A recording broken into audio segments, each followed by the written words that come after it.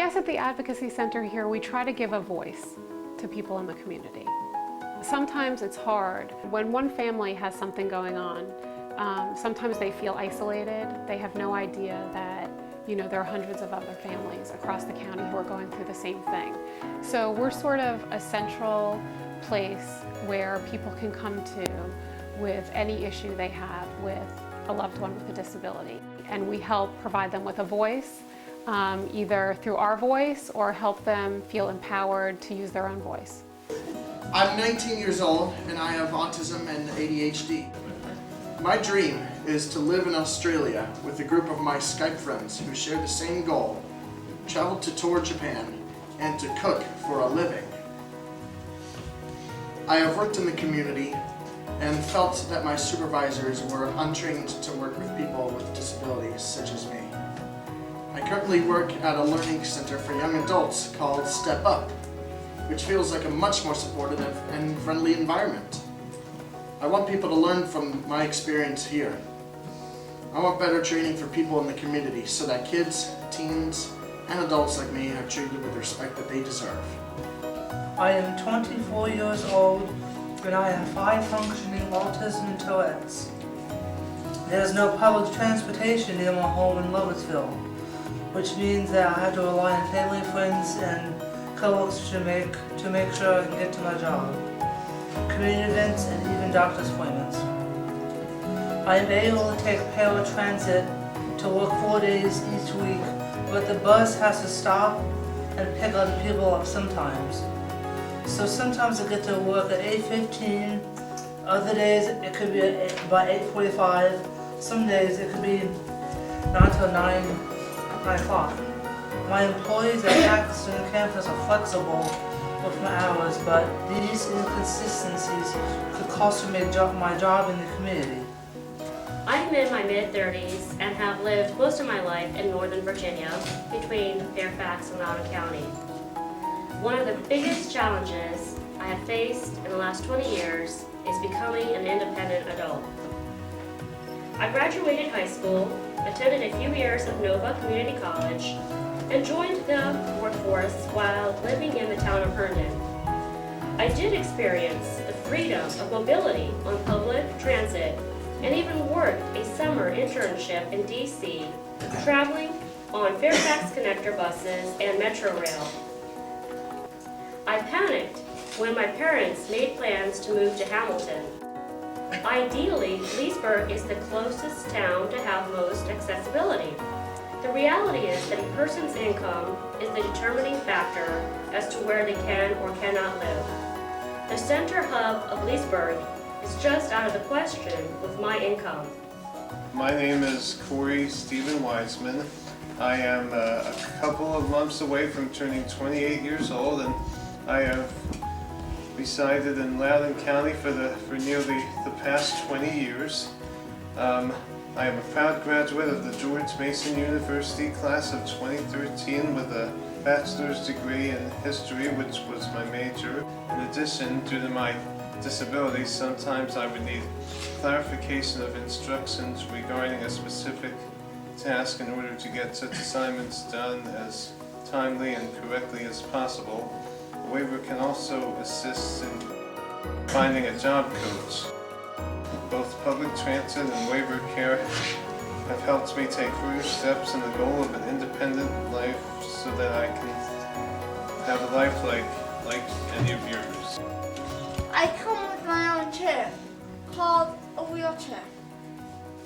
I have difficulty getting up and around and down and everything else without hands of parents and people around me helping me. There is a gift that might come to Paxton soon called the Ability Fitness Gym. Basically, it's going to be a place where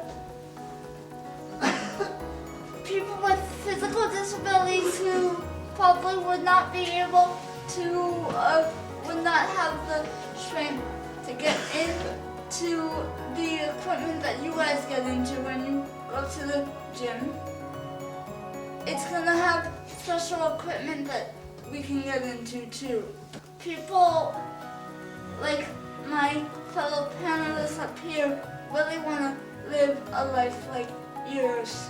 And a big part of that has to do with being included in certain activities and being able to do things just like you.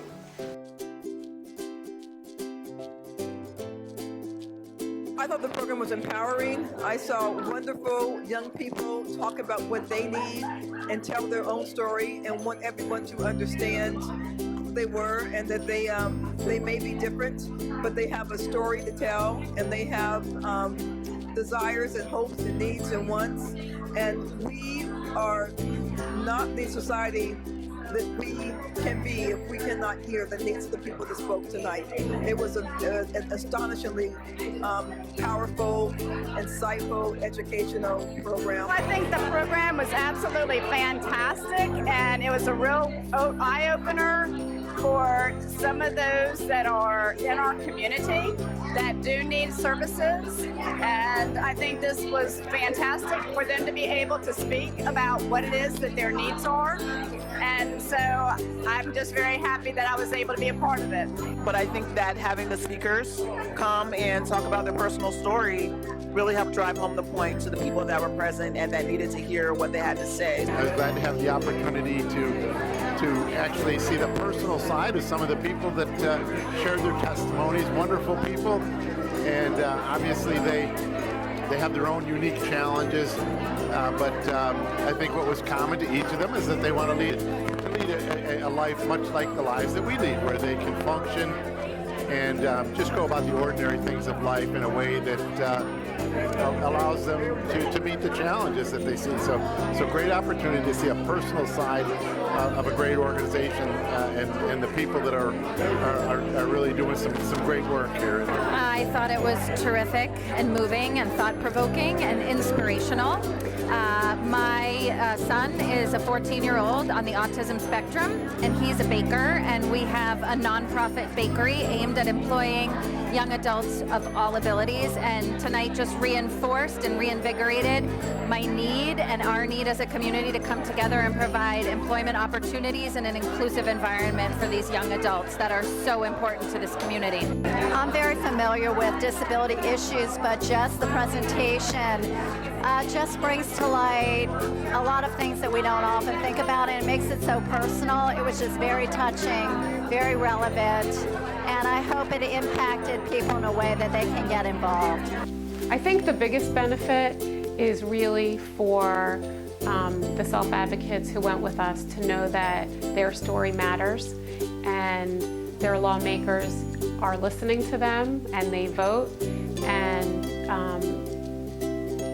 what they have to say is important. And so we're going to take them straight to the lawmakers and let them speak for themselves and make a difference.